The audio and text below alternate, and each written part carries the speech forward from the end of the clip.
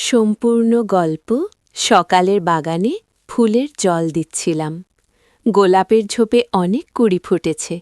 ছেলে এসে বলল, মা, ফুলগুলো কত সুন্দর। আমি হাসলাম। সে একটা লাল গোলাপ ছিঁড়ে আমাকে দিল। তোমার মতোই সুন্দর। আমি ফুলটা শুকলাম।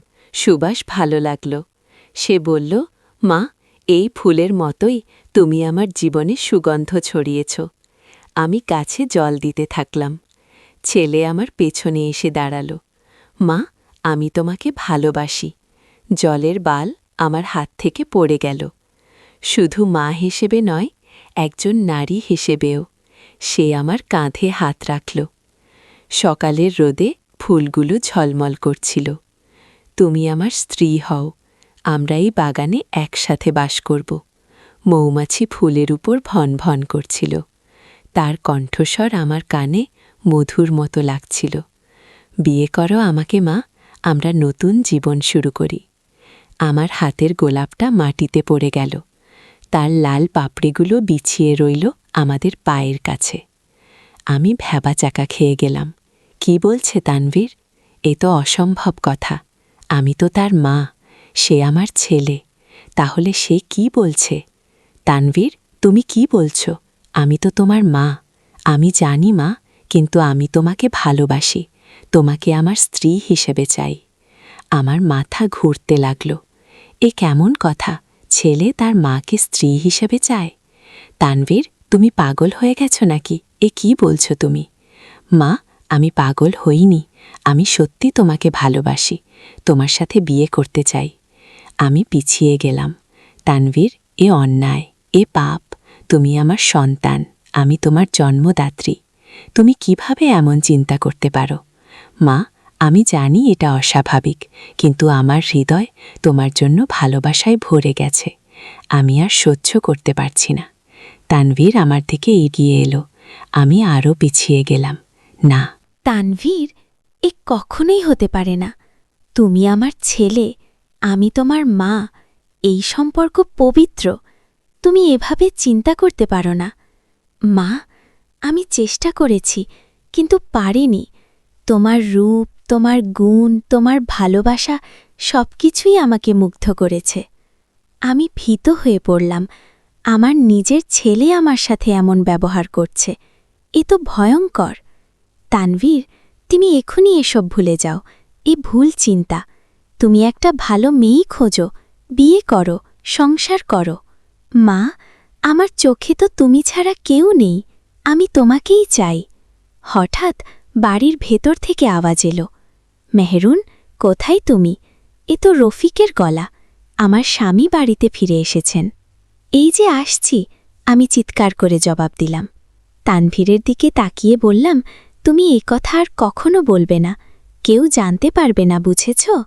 তানভীর মাথা নিচু করে রইল। আমি দৌড়ে বাড়িতে গেলাম। রফিক এসেছেন। উনি অফিস থেকে কিছু কাগজ নিতে এসেছেন। কি করছিলে বাগানে? ফুলগাছে জল দিচ্ছিলাম। তানভীর কোথায়? সেও বাগানেই ছিল। ও আচ্ছা, আমি একটা ফাইল নিয়ে যাচ্ছি, দুপুরে আসব। রফিক চলে গেলেন। আমি একা হয়ে গেলাম। কি যে হলো আজ সকালে? তানভীর আমাকে কি বলল? এত ভয়ঙ্কর কথা।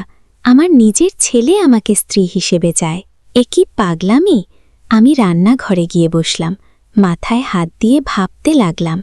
তানভীর একটু পরে ভেতরে এলো। সে আমার কাছে এসে দাঁড়াল। মা, আমি দুঃখিত। তুমি কেন এমন ভাবো তানভীর? আমি তোমার জন্মদাত্রী। তুমি আমার সন্তান। মা, আমি জানি না কেন এমন হচ্ছে। আমি চেষ্টা করেছি, কিন্তু পারিনি। তুমি একজন ডাক্তারের কাছে যাও, মনোবিজ্ঞানীর কাছে চিকিৎসা নাও। মা, আমি ভয় পাচ্ছি। কেউ জানলে কি হবে? কেউ জানবে না। তুমি চুপচাপ চিকিৎসা নাও। তানভীর চলে গেল। আমি একা রান্নাঘরে বসে রইলাম। সারা দিন আমার মন খারাপ ছিল। রান্নাবান্না করলাম, কিন্তু মন বসছিল না কিছুতেই। সন্ধ্যায় রফিক এলে। সাদিয়া আর রিহানও স্কুল কলেজ থেকে ফিরল। রাতে খাবারের সময় তানভীর এলো না। তানভীর কোথায়? রফিক জিজ্ঞেস করলেন। জানি না, হয়তো বন্ধুদের সাথে বাইরে খেয়েছে। রাতে আমি ঘুমোতে পারলাম না। সকালের ঘটনা বারবার মনে পড়ছিল। পরের দিন সকালে তানভীর আমার কাছে এলো। মা, আমি একজন ডাক্তারের সাথে কথা বলেছি। উনি বলেছেন এটা একটা মানসিক সমস্যা, চিকিৎসা আছে। আমি খুশি হলাম, সেটাই ভালো, তুমি চিকিৎসা নাও। কিন্তু মা, আমার একটা প্রস্তাব আছে। কি প্রস্তাব? আমরাই বাড়ি ছেড়ে অন্য জায়গায় চলে যাই। আমার চিকিৎসা হোক, তারপর আমরা আবার স্বাভাবিক হয়ে যাই। আমি ভাবলাম হয়তো এটাই ভালো হবে, কিন্তু হঠাৎ আমার মনে পড়ল আমাদের বাড়ির পাশেই একটা রহস্যময় বাড়ি আছে। সেখানে একজন বুড়ো লোককে সবাই বলে সে জাদুকর, মানুষের মন পরিবর্তন করতে পারে। আমি ভাবলাম হয়তো সেই বুড়ো লোক তানভীরের উপর কোনো জাদু করেছে, তাই সে এমন আচরণ করছে। আমি তানভীরকে বললাম, তুমি কি সেই বুড়ো লোকের বাড়িতে গিয়েছিলে? কোন বুড়ো? যে আমাদের পাশের বাড়িতে থাকে। তানভীর একটু ভাবল, তারপর বলল, হ্যাঁ, কয়েকদিন আগে গিয়েছিলাম। উনি আমাকে একটা পানি দিয়েছিলেন খেতে। আমার সন্দেহ আরও বেড়ে গেল, নিশ্চয়ই সেই পানিতে কোনো জাদু ছিল। আমি বললাম, তুমি আর সেই বুড়ো লোকের কাছে যাবে না। কেন মা? সে বিপজ্জনক, সে জাদুকর, তোমার উপর জাদু করেছে। তানভীর হাসল। মা, তুমি কি বলছো? জাদু টাদু নেই। কিন্তু আমার মনে সন্দেহ রয়ে গেল। সেদিন রাতে আমি চুপচাপ সেই বুড়ো লোকের বাড়িতে গেলাম। বাড়িটা খুবই পুরনো, চারপাশে গাছগাছালি, অন্ধকার পরিবেশ। আমি দরজায় নক করলাম। একটু পরে দরজা খোল। বুড়ো লোকটা বেরিয়ে এলো। তার চেহারা ভীতিকর, লম্বা দাড়ি, ছোট চোখ। কি চান? সে জিজ্ঞেস করল, আমার ছেলে তানভর আপনার কাছে এসেছিল? হ্যাঁ, এসেছিল। তো আপনি তাকে কি দিয়েছেন? বুড়ো লোকটা হাসল। কিছু বিশেষ পানি। সেই পানিতে কি ছিল? যা ছিল তা আপনার জানার দরকার নেই। আমি রাগ করলাম। আপনি আমার ছেলের ক্ষতি করেছেন, তার মন পরিবর্তন করে দিয়েছেন। আমি কোনো ক্ষতি করিনি, বরং আমি তার গোপন ইচ্ছা প্রকাশ করে দিয়েছি। কি মানে? আপনার ছেলে অনেক দিন ধরে আপনাকে ভালোবাসত, কিন্তু সে প্রকাশ করতে পারত না। আমি তাকে সাহস দিয়েছি। আমি চমকে গেলাম। কি বলছেন আপনি? সত্যি কথা, আপনার ছেলে আপনাকে মা হিসেবে নয়, একজন নারী হিসেবে ভালোবাসে, অনেক দিন ধরেই। আমার মাথা ঘুরতে লাগল। কি শুনছি? তাহলে আপনার জাদুর কারণে নয়? না, আমি শুধু তার মনের কথা প্রকাশ করার শক্তি দিয়েছি। আমি বুঝতে পারলাম না কি করব। ফিরে এলাম বাড়িতে। পরের কয়েকদিন তানভর আমার সাথে স্বাভাবিক আচরণ করল, কিন্তু মাঝে মাঝে আমার দিকে অদ্ভুত চোখে তাকাত। একদিন সে আবার আমার কাছে এলো। মা, আমি ডাক্তারের কাছে গিয়েছিলাম। উনি বলেছেন এটা প্রেমের একটা বিকৃত রূপ। তারপর উনি বলেছেন, হয় আমি তোমাকে ভুলে যাই, নয়তো নর্তকী, নয়তো তোমার সাথে শারীরিক সম্পর্ক স্থাপন। আমি চমকে উঠলাম। কি বলছো তুমি? মা, ডাক্তার বলেছেন এটা একটা মানসিক চাপ। এই চাপ কমানোর জন্য হয় দমন করতে হবে, নয়তো পূরণ করতে হবে। আমি রাগে অস্থির হয়ে গেলাম। কোন ডাক্তার এমন কথা বলে?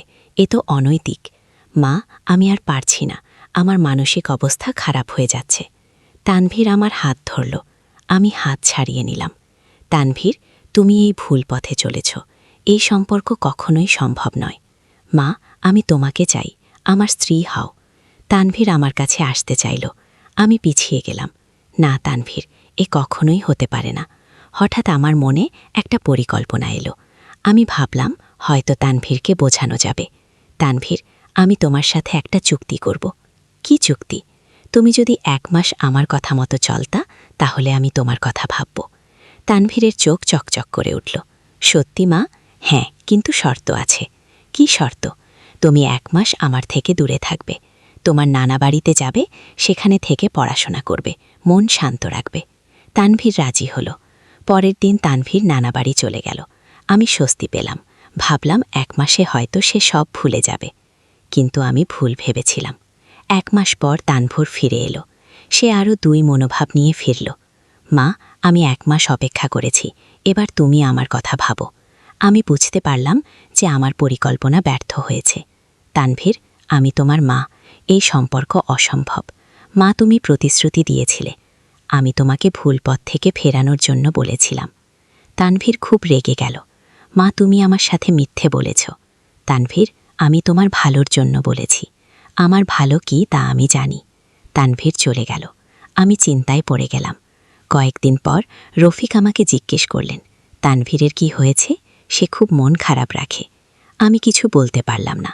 তানভীরের কথা রফিকের কাছে বলা যায় না। একদিন রাতে তানভীর আমার ঘরে এলো। আমি তখন একা ছিলাম। রফিক ডিউটিতে গেছেন। মা, আমি আর পারছি না। তানভীর, আমার বিছানায় বসো। আমি ভয় পেয়ে গেলাম। তানভীর, তুমি কি করছো? মা, আমি তোমাকে চাই। আমি আর সহ্য করতে পারছি না। তানভীর আমার হাত ধরল। আমি ছাড়িয়ে নিতে চাইলাম, কিন্তু সে ছাড়ল না। তানভীর, তুমি এই মুহূর্তে এখান থেকে চলে যাও। না মা, আজ আমি তোমার কাছ থেকে উত্তর চাই। তানভীর আমার কাছে আসতে চাইল। আমি চিৎকার করে উঠলাম, সাহায্য! সাদিয়া, রিহান! সাদিয়া আভিহান ছুটে এলো। কি হয়েছে? মা, সাদিয়া জিজ্ঞেস করল। তানভীর দ্রুত চলে গেল। কিছু না, একটা স্বপ্ন দেখেছিলাম আমি, মিথ্যা বললাম। পরের দিন আমি তানভীরকে ডেকে বললাম, তুমি আর এমন করবে না। আমি কিছু করিনি, তুমি রাতে আমার ঘরে এসেছিলে। মা, আমি শুধু তোমার সাথে কথা বলতে এসেছিলাম। আমি বুঝতে পারলাম যে তানভীরের সমস্যা আরও গভীর। কিছুদিন পর একটা অদ্ভুত ঘটনা ঘটল। আমি সেদিন বাজার থেকে ফিরছিলাম। পথে দেখলাম সেই বুড়ো জাদুকর আমার জন্য অপেক্ষা করছে। আপনি আমার জন্য অপেক্ষা করছিলেন? আমি জিজ্ঞেস করলাম। হ্যাঁ, আপনার সাথে গুরুত্বপূর্ণ কথা আছে। কি কথা? আপনার ছেলের ব্যাপারে। আমি আপনার সাথে কথা বলবো না। আপনি আমার ছেলের ক্ষতি করেছেন। বুড়ো লোকটা হাসল। আমি তার কোনো ক্ষতি করিনি, বরং আমি তাকে একটা সত্য উপলব্ধি করতে সাহায্য করেছি। কি সত্য? আপনি তার আসল মা নন। আমি চমকে গেলাম। কি বলছেন আপনি? তানভীর দত্তক নেওয়া, আপনার আসল সন্তান নয়। আমার মাথা ঘুরে গেল। এ কি শুনছি? এ মিথ্যা কথা। তানভীর আমার নিজের ছেলে। না, আপনার প্রথম সন্তানটি জন্মের পর মারা যায়। তারপর আপনি তানভীরকে দত্তক নেন, কিন্তু কেউ জানে না। এসব মিথ্যা কথা, আমি বিশ্বাস করব না। আপনি বিশ্বাস না করলেও সত্য তো সত্যই। তানভীর আপনার রক্তের সন্তান নয়, তাই তার মনে আপনার প্রতি অন্যরকম ভালোবাসা জন্মেছে। আমি কিছু বুঝতে পারলাম না। দৌড়ে বাড়ি চলে এলাম। বাড়িতে এসে আমি রফিককে সব কিছু বললাম। রফিক শুনে বললেন, এসব বাজে কথা। তানভীর আমাদের নিজের ছেলে। আমি তার জন্মের সময় হাসপাতালে ছিলাম, কিন্তু সে যা বলেছে সে মিথ্যাবাদী, তার কথায় কান দেবে না। কিন্তু আমার মনে সন্দেহ রয়ে গেল। আমি চুপচাপ তানভীরের জন্মের কাগজপত্র খুঁজতে লাগলাম। জন্মের সার্টিফিকেট, হাসপাতালের রিপোর্ট সব খুঁজে দেখলাম। সব কিছু ঠিকঠাক ছিল। তানভীর আমাদের নিজের ছেলেই। তাহলে বুড়ো লোকটা মিথ্যা বলেছে। আমি স্বস্তি পেলাম। কিন্তু তানভীরের আচরণ দিন দিন খারাপ হতে লাগল। একদিন সে আমাকে বলল, মা, আমি একটা সিদ্ধান্ত নিয়েছি। কি সিদ্ধান্ত? আমি বাড়ি ছেড়ে চলে যাব। আমি চমকে গেলাম। কেন? আমি এখানে থেকে তোমাকে বিরক্ত করছি, তোমার কষ্ট হচ্ছে, তাই চলে যাব। কোথায় যাবে? দূরে? অন্য শহরে। সেখানে কাজ করব, পড়াশোনা চালিয়ে যাব।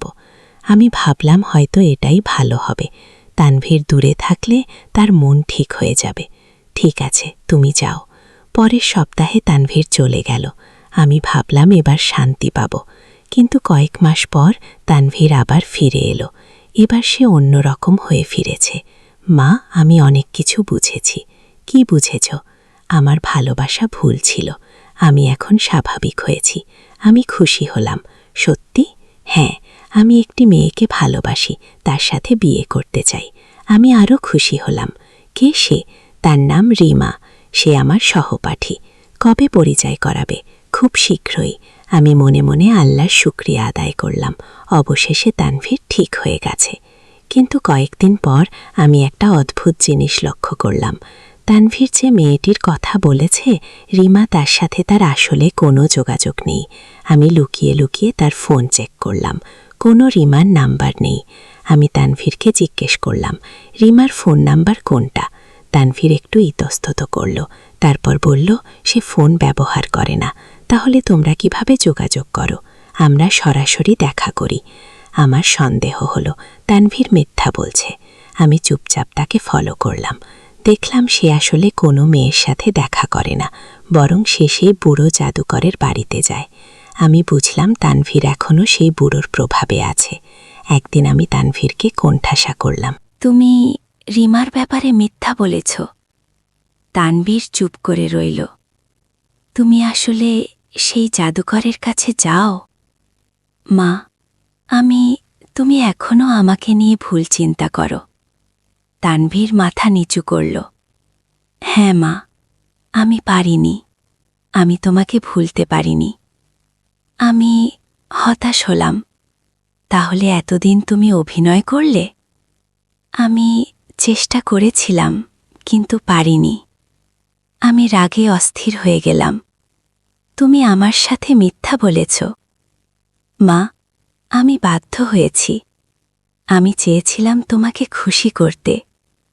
আমি খুশি হব যদি তুমি এই ভুল চিন্তা ছেড়ে দাও। মা, আমি পারছি না। সেই বুড়ো আমাকে বলেছে একটা উপায়। কি উপায়? তুমি যদি একবার আমার কথা শোনো, তাহলে আমি তোমাকে ছেড়ে দেব। কি কথা? তুমি আমার সাথে এক রাত থাকো। আমি চমকে গেলাম। কি বলছো তুমি? মা, শুধু এক রাত। তারপর আমি তোমাকে আর বিরক্ত করব না। এ তো পাগলামি। মা, আমি প্রতিশ্রুতি দিচ্ছি, এক রাত পর আমি চিরকালের জন্য চলে যাব। আমি কিছুতেই রাজি হলাম না। কিন্তু তানভীর প্রতিদিন আমাকে অনুরোধ করতে লাগল। একদিন রফিক আমাকে বললেন, তানভীরের কি হয়েছে? সে খুব অস্থির থাকে। আমি সবকিছু লুকিয়ে রাখলাম, কিন্তু পরিস্থিতি আরও খারাপ হতে লাগল। তানভীর খাওয়া দাওয়া বন্ধ করে দিল, পড়াশোনা ছেড়ে দিল, সারাদিন ঘরে বন্ধ হয়ে থাকত। আমি চিন্তায় পড়ে গেলাম। তানভীরের এই অবস্থা দেখে আমার মন খারাপ হতে লাগল। একদিন ডাক্তার ডেকে তানভীরকে দেখালাম। ডাক্তার বললেন, এই ছেলের মানসিক অবস্থা খুবই খারাপ। এভাবে চললে বিপদ হতে পারে। কি করব? চিকিৎসা করাতে হবে। মানসিক হাসপাতালে ভর্তি করাতে হবে। আমি ভয় পেয়ে গেলাম। তানভীরকে মানসিক হাসপাতালে পাঠাবো। সেদিন রাতে তানভীর আমার কাছে এলো। সে খুবই দুর্বল দেখাচ্ছিল। মা, আমি মরে যাচ্ছি। আমার চোখে জল এলো। তুমি এমন কথা বলো না। মা, আমি আর পারছি না। হয় তুমি আমার কথা শোনো, নয়তো আমি আত্মহত্যা করব। আমি ভয় কাঁপতে লাগলাম। তুমি এমন কথা বলো না। মা, আমি সিরিয়াস। আর সহ্য করতে পারছি না। আমি দেখলাম তানভীর সত্যিই অসুস্থ। তার মানসিক অবস্থা খুবই খারাপ। আমি ভাবলাম, যদি তানভীর সত্যি আত্মহত্যা করে, তাহলে কি হবে? অবশেষে আমি একটা সিদ্ধান্ত নিলাম। তানভীর, আমি তোমার কথা ভাবব, কিন্তু তুমি আগে সুস্থ হও, খাওয়া দাওয়া করো। তানভীরের চোখে আশার আলো ফিরে এলো। সত্যি মা? হ্যাঁ, কিন্তু আগে সুস্থ হও। তানভীর খাওয়া দাওয়া শুরু করল। কয়েকদিনেই সে আগের মতো হয়ে গেল। কিন্তু এখন সে আমার কাছে আরও বেশি দাবি করতে লাগল। মা, আমি সুস্থ হয়েছি। এবার তুমি তোমার প্রতিশ্রুতি রাখো। আমি বুঝতে পারলাম যে আমি খুবই খারাপ অবস্থায় পড়েছি। হঠাৎ একদিন একটা বিস্ময়কর ঘটনা ঘটল। আমি বাজার থেকে ফিরে দেখি আমাদের বাড়িতে পুলিশ এসেছে। কি ব্যাপার? আমি জিজ্ঞেস করলাম। আপনার পাশের বাড়ির বুড়ো লোকটাকে গ্রেফতার করেছি। একজন পুলিশ বলল। কেন? সে নকল ওষুধ বিক্রি করত, মানুষকে ভুল পথে পরিচালিত করত, অনেকের ক্ষতি করেছে। আমি চমকে গেলাম। তাহলে সেই বুড়ো আসলেই ভুইরা ছিল। তার বাড়ি থেকে অনেক নকল ওষুধ পাওয়া গেছে। এই ওষুধ খেলে মানুষের মানসিক অবস্থার পরিবর্তন হয়। আমি বুঝতে পারলাম তানভীর যে পানি খেয়েছিল সেটা আসলে নকল ওষুধ ছিল। সেই ওষুধের প্রভাবেই তার মানসিক অবস্থার পরিবর্তন হয়েছে। আমি দৌড়ে ভেতরে গিয়ে তানভীরকে সবকিছু বললাম। তানভীর শুনে স্তব্ধ হয়ে গেল। মা, তাহলে আমার এই অনুভূতি কৃত্রিম?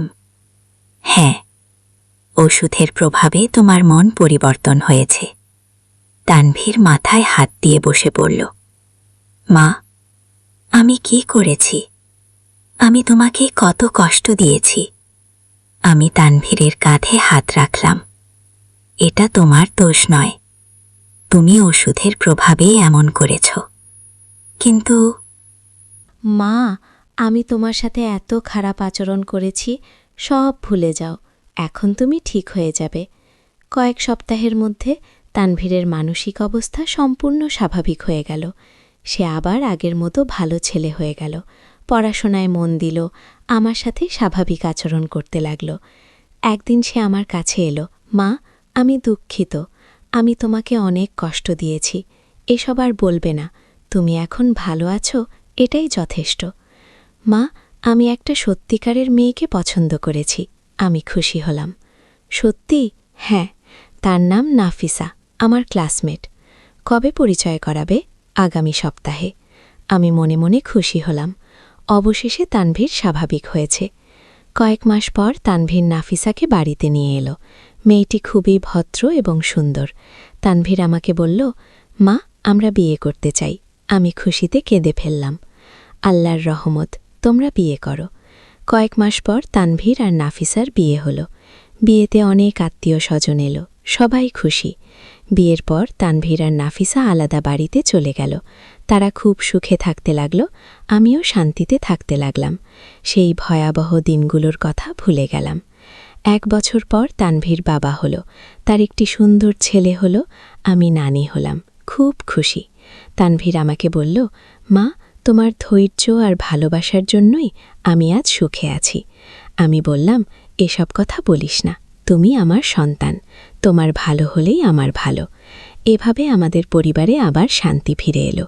সেই অন্ধকার দিনগুলো পার হয়ে গেল। আজ যখন এই গল্প বলছি, তখন তানভীর একজন সফল মানুষ। তার সুন্দর একটা পরিবার আছে। সে আমাকে খুব ভালোবাসে, একজন মায়ের মতোই। এই গল্পের শিক্ষা হলো, কখনো কখনো আমাদের জীবনে এমন কিছু ঘটনা ঘটে যা আমাদের ভুল পথে নিয়ে যায়, কিন্তু ধৈর্য আর বিচক্ষণতার সাথে সেই সমস্যার সমাধান করা যায়। তানভীরের ক্ষেত্রে সেই নকল ওষুধই ছিল সমস্যার মূল কারণ।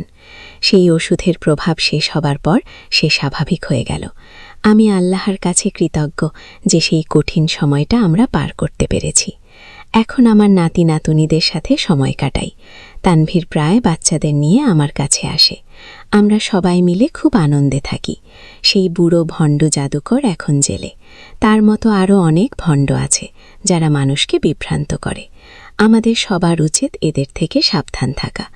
আমার এই গল্পের মাধ্যমে আমি সবাইকে বলতে চাই, পরিবারের মধ্যে যদি কোনো সমস্যা হয় তাহলে ধৈর্য ধরে সমাধান করুন। কোনো ভণ্ড বা প্রতারকের ফাঁদে পড়বেন না, আর সবসময় আল্লাহর ওপর ভরসা রাখুন। তিনি সব সমস্যার সমাধান করে দেবেন। এই ছিল আমার জীবনের সবচেয়ে কঠিন অধ্যায়ের কাহিনী। আশা করি আপনারা এই গল্প থেকে কিছু শিক্ষা নিতে পারবেন। বন্ধুরা, এই গল্পটি এখানেই শেষ। আশা করি আপনাদের ভালো লেগেছে। আমাদের চ্যানেলে আরও এরকম গল্প পাবেন। সবাই সাবস্ক্রাইব করুন আর ভালো থাকুন।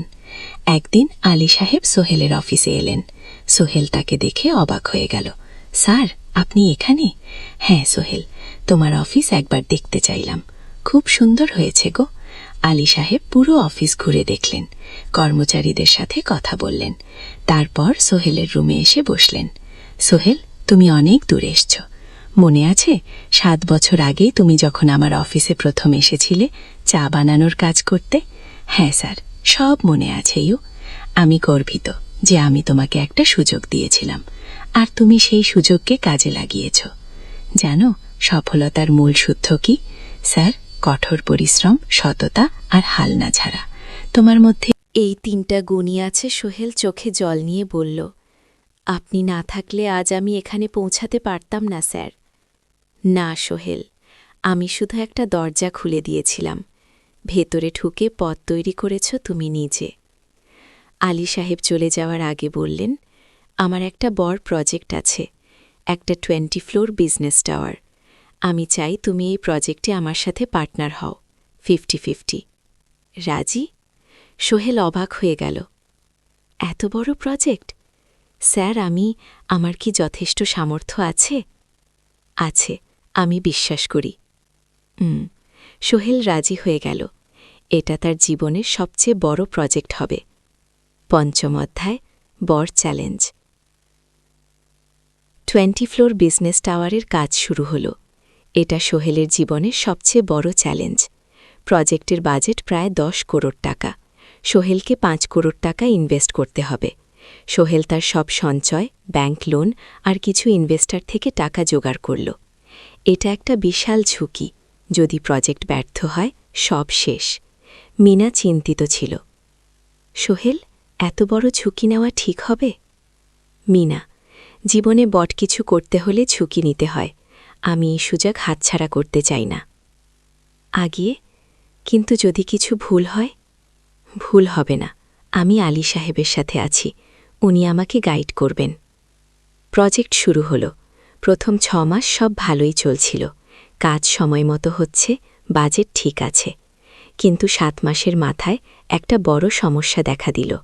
একজন প্রধান ইনভেস্টর হঠাৎ তার টাকা ফেরত চাইলেন। তিনি অন্য একটা জরুরি কাজে টাকা লাগবে বলে জানালেন। 1 করোড় টাকা ফেরত দিতে হবে। সোহেল বিপদে পড়ে গেল। 1 করোড় টাকা এখন কোথায় পাবে? প্রজেক্টে সব টাকা ঢেলে দিয়েছে। সে আলী সাহেবের সাথে কথা বলল। আলী সাহেব বললেন, চিন্তা করো না, আমি ব্যবস্থা করছি। কিন্তু আলী সাহেবও বড় একটা প্রজেক্টে আটকে আছেন। তার হাতে লিকুইড ক্যাশ নেই। সোহেল অন্য ব্যাংক থেকে লোন নেওয়ার চেষ্টা করল, কিন্তু ব্যাংক বলল, ইতিমধ্যে তার অনেক লোন আছে, নতুন লোন দিতে পারবে না। সোহেল রাতে ঘুমাতে পারছিল না, খাওয়া দাওয়া বন্ধ করে দিয়েছিল। মিনা তাকে দেখে খুব চিন্তিত হয়ে গেল। সোহেল, প্লিজ নিজেকে এভাবে শেষ করে ফেলো না, কোনো একটা রাস্তা বের হবেই। কিন্তু সোহেল কোনো রাস্তা দেখতে পাচ্ছিল না। ইনভেস্টর 15 দিন সময় দিয়েছে। 15 দিনের মধ্যে টাকা ফেরত না দিলে তিনি আইনি ব্যবস্থা নেবেন। 10 দিন কেটে গেল। সোহেল কোনো সমাধান খুঁজে পেল না। সে প্রায় হাল ছেড়ে দিয়েছিল।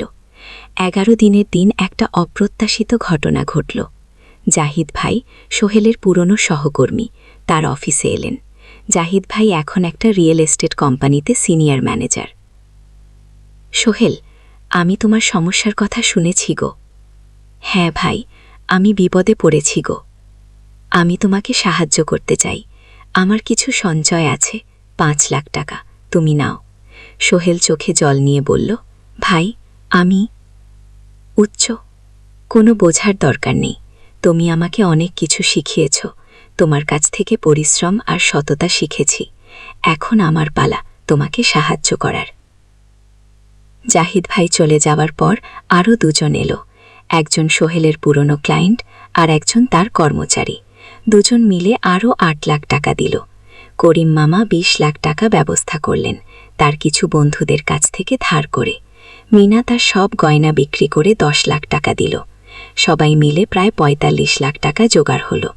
বাকি 6.5 লাখ টাকা সোহেল তার অফিসের সব অ্যাসেট বিক্রি করে আর একটা প্রাইভেট ফিনান্স কোম্পানি থেকে উচ্চ সুদে লোন নিয়ে ব্যবস্থা করল। ঠিক 14 দিনের দিন সোহেল ইনভেস্টরকে 1 করোড় টাকা ফেরত দিল। ইনভেস্টর টাকা নিয়ে চলে গেলেন। সোহেল তার অফিসে ফিরে এসে চেয়ারে বসে কাঁদল। এত চাপ, এত টেনশন, সব যেন একসাথে বের হয়ে এলো। মিনা এসে তাকে জড়িয়ে ধরল। আমরা পেরেছি সোহেল, আমরা পেরেছি। গুডস। অধ্যায় পুনরুদ্ধার। এই ঘটনার পর সোহেল আরও সাবধান হয়ে গেল। সে বুঝলে ব্যবসায় শুধু সাহস নাই, বুদ্ধিও লাগে। ঝুঁকি নিতে হয়, কিন্তু হিসাব করে। প্রজেক্ট চলতে থাকল। এবার সোহেল আরও সতর্কতার সাথে সবকিছু পরিচালনা করল। প্রতিটা খরচ হিসাব করল। প্রতিটা সিদ্ধান্ত ভেবেচিন্তে নিল। আরও 1 বছর পর 20 ফ্লোর বিজনেস টাওয়ার সম্পূর্ণ হল। চমৎকার বিল্ডিং, শহরের অন্যতম সুন্দর ভবন। বিল্ডিংয়ের উদ্বোধন অনুষ্ঠানে শহরের মেয়র এলেন, অনেক ব্যবসায়ী, সাংবাদিক এলো। সোহেলের নাম পত্রিকায় ছাপা হল। স্বপ্নের শহরে এক তরুণ উদ্যোক্তার সফলতার গল্প। প্রজেক্ট থেকে সোহেলের লাভ হল প্রায় 2 করোড় টাকা। এই টাকা দিয়ে সেই সব ঋণ শোধ করল। জাহিদ ভাইয়ের টাকা ফেরত দিল, করিম মামার ঋণ শোধ করল। যারা সাহায্য করেছিল সবাইকে টাকা ফেরত দিল। মিনার জন্য নতুন গয়না কিনল, আরও সুন্দর। তার মাকে গ্রামে একটা নতুন পাকা বাড়ি বানিয়ে দিল। মা কাঁদতে কাঁদতে বললেন, তোর বাবা বেঁচে থাকলে কত খুশি হতো, তুই আমার সব স্বপ্ন পূরণ করেছিস। সোহেল নিজেদের জন্য একটা ফ্ল্যাট কিনল, 4 রুমের ফ্ল্যাট, সমুদ্রের কাছে। এখন আর ভাড়া বাড়িতে থাকতে হয় না। 7ম অধ্যায়, প্রতিদান। সোহেল এখন একজন প্রতিষ্ঠিত উদ্যোক্তা, কিন্তু সে তার শেখ ভোলেনি। যে গ্রাম থেকে সে এসেছে, যারা তাকে সাহায্য করেছে, কাউকেই ভোলেনি। সে তার গ্রামে একটা স্কুল বানিয়ে দিল, সোহেল ফাউন্ডেশন স্কুল। গরিব ছেলেমেয়েরা ফ্রিতে পড়তে পারবে। ভালো শিক্ষক নিয়োগ দিল, ভালো পড়াশোনার ব্যবস্থা করল। শহরে একটা ফ্রি মেডিকেল ক্লিনিক খুলল।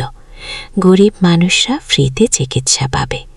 প্রতি বছর 10 জন মেধাবী কিন্তু গরিব ছাত্রছাত্রীকে স্কলারশিপ দেওয়া শুরু করল। তারা বিনামূল্যে পড়াশোনা করতে পারবে। একদিন একটা টিভি চ্যানেল সোহেলের ইন্টারভিউ নিতে এলো। আপনার সফলতার গোপন সূত্র কি? সোহেল একটু ভেবে বলল, কঠোর পরিশ্রম, সততা আর হাল না ছাড়া। এই 3টে জিনিস যদি কারো মধ্যে থাকে, সে যে কোনো কিছু অর্জন করতে পারে। আর সবচেয়ে বড় কথা, যারা আমাকে সাহায্য করেছে তাদের ছাড়া আমি কিছুই না। একা কেউ সফল হতে পারে না আগে। আপনার পরবর্তী স্বপ্ন কি? আমি চাই আরও মানুষকে সাহায্য করতে। আমার মতো যারা গ্রাম থেকে শহরে আসে তাদের জন্য একটা ট্রেনিং সেন্টার খুলব। তারা সেখানে বিভিন্ন স্কিল শিখতে পারবে, চাকরি পাবে, নিজের পায়ে দাঁড়াতে পারবে।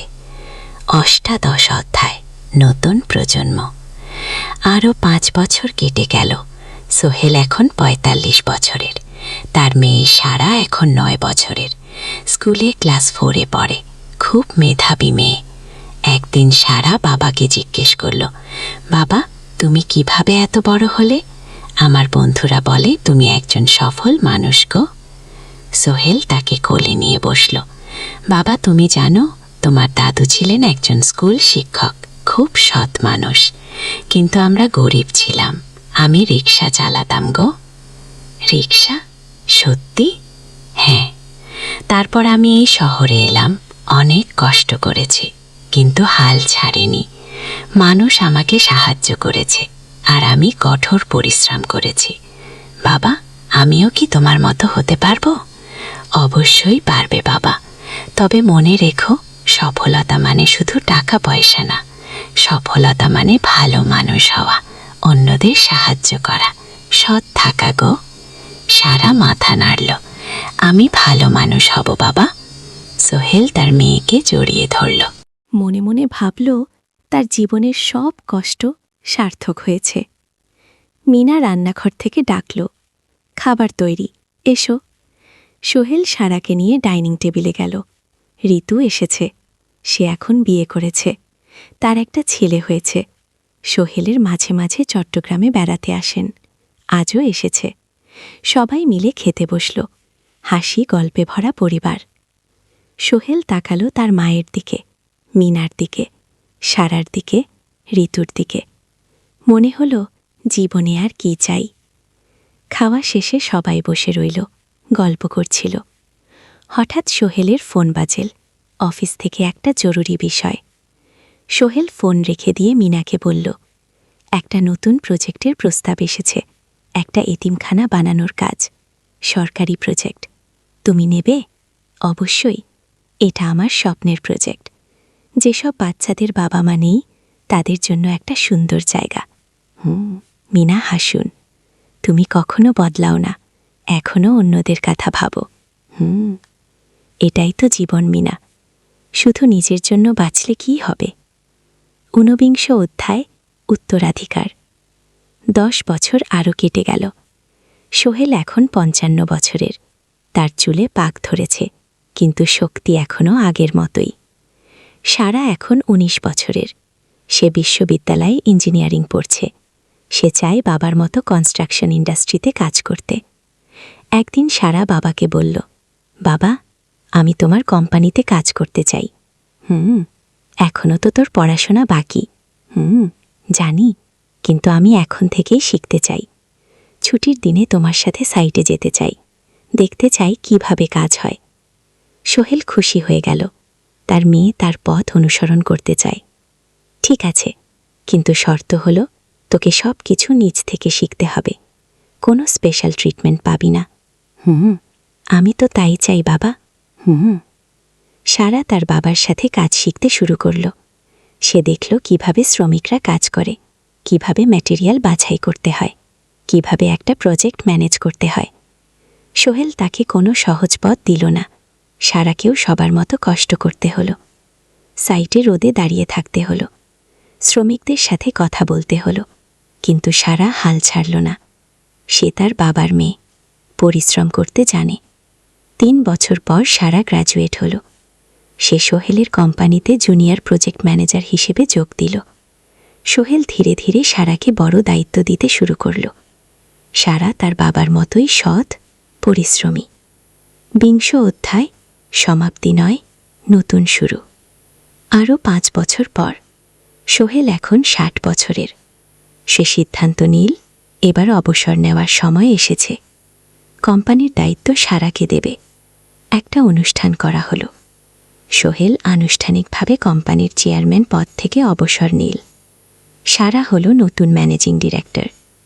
সোহেল তার বক্তব্যে বলল, আমি যখন এই শহরে এসেছিলাম, আমার পকেটে ছিল মাত্র 5,000 টাকা, একটা ছোট্ট ব্যাগ আর অনেক স্বপ্ন। আজ 40 বছর পর আমি পেছনে ফিরে তাকাই, দেখি একটা দীর্ঘ পথ। সেই পথে অনেক কষ্ট ছিল, অনেক বাধা ছিল, কিন্তু ছিল অনেক ভালোবাসাও, অনেক মানুষের সাহায্য। আমি বিশ্বাস করি সফলতা একা আসে না, এটা আসে অনেক মানুষের সমর্থন, ভালোবাসা আর বিশ্বাস নিয়ে। আমি যা কিছু অর্জন করেছি তা আমার একার না, এটা আমার পরিবারের, আমার কর্মচারীদের, আমার বন্ধুদের, সবার। আমি আমার মেয়ে সারার হাতে এই দায়িত্ব তুলে দিচ্ছি। আমি জানি সে আমার চেয়ে ভালো করবে, কারণ সে শিখেছে আমার ভুল থেকে, আমার অভিজ্ঞতা থেকে। অনুষ্ঠান শেষ হলো, সবাই চলে গেল। সোহেল আর মিনা অফিসে একা দাঁড়িয়ে রইল। মিনা, মনে আছে আমরা প্রথম কখন দেখা হয়েছিলাম? হ্যাঁ, তোমার সেই ছোট্ট মুদি দোকানে। তুমি বিস্কুট কিনতে এসেছিলে। কি ভেবেছিল সেই দিন থেকে আমাদের এই পর্যা, স্বপ্নের শহর, প্রথম অধ্যায়, যাত্রা শুরু। সকাল 7টা বেজে গেছে। ঢাকার কমলাপুর রেল স্টেশনে মানুষের ভিড়, চারদিকে চা বিস্কুট বিক্রেতাদের চিৎকার, ট্রেনের হর্ন আর যাত্রীদের কোলাহল। এই বিশাল ভিড়ের মধ্যে একটা ছোট্ট ব্যাগ এক হাতে দাঁড়িয়ে আছে সোহেল। বয়স মাত্র 22, গায়ের রং শ্যামলা, চোখে স্বপ্নের ঝিলিক। ভাইজা, চট্টগ্রামের টিকিট আছে? সোহেল টিকিট কাউন্টারের সামনে দাঁড়িয়ে জিজ্ঞেস করল। আছে, 30 টাকা, কাউন্টারের লোকটা উত্তর দিল। সোহেল তার পকেট থেকে টাকা বের করল, মোট 5,000 টাকা। এই টাকা সে জমিয়েছে গত 3 বছরে রিক্সা চালিয়ে। তার স্বপ্ন ছিল চট্টগ্রাম গিয়ে একটা ভালো চাকরি পাওয়া। গ্রামে আর থাকতে চায় না সে। বাবা মারা গেছেন 10 বছর আগে। মা আর ছোট বোন ঋতুকে নিয়ে সংসার চালাচ্ছিল রিক্সা চালিয়ে। কিন্তু এভাবে তো আর সারা জীবন চলবে না। টিকিট কেটে সোহেল প্ল্যাটফর্মে এলো। ট্রেন ছাড়বে আর মাত্র 15 মিনিট পরে। সে একটা বেঞ্চে বসে পড়ল, ব্যাগটা বুকের কাছে চেপে ধরল। এই ব্যাগে আছে তার সব সম্পদ, কিছু কাপড়, একটা ছোট্ট ফটো ফ্রেমে বাবা মায়ের ছবি আর কিছু টাকা। কোথায় যাচ্ছেন? পাশে বসা একজন বয়স্ক মানুষ জিজ্ঞেস করলেন। চট্টগ্রাম কাকা, চাকরি খুঁজতে যাচ্ছি। কে?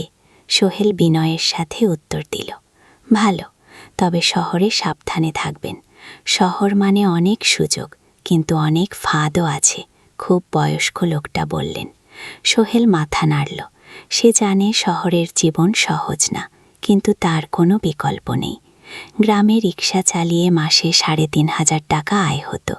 তার মধ্যে সংসার চালাতে হতো, বোনের স্কুলের খরচ দিতে হতো, মায়ের ওষুধের খরচ দিতে হতো। কিছুই বাঁচত না।